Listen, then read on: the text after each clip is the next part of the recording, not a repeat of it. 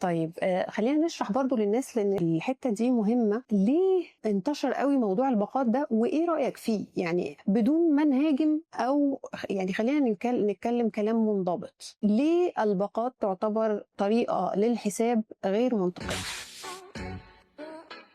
موضوع الباقات ده ترجمته بدون هجوم يعني قوالب. باقة يعني قالب، القالب ده جواه مواصفات معينة، تمام؟ تنفع للي بيشطب من غير ما يفكر الموضوع ده هيطلع مناسبني ولا لا، حلو ولا لا، محقق متطلباتي ومتطلبات أسرتي ولا لا.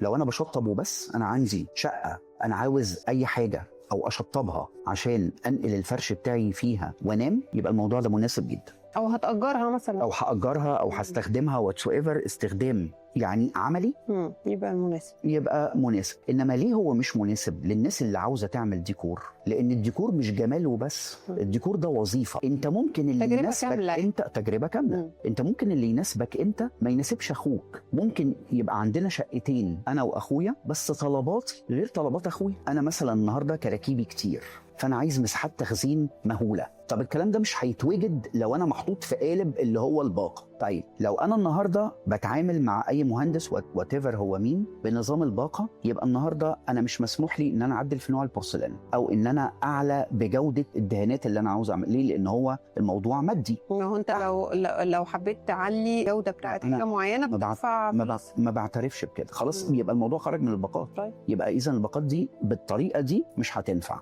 انما هي بتنفع للي عاوز الحاجه وخلاص، لان هي فيها فكر تنفيذي فقط، مادي بحت، مناسبه للتشطيب اكتر منها مناسبه للتصميم الداخلي بالظبط.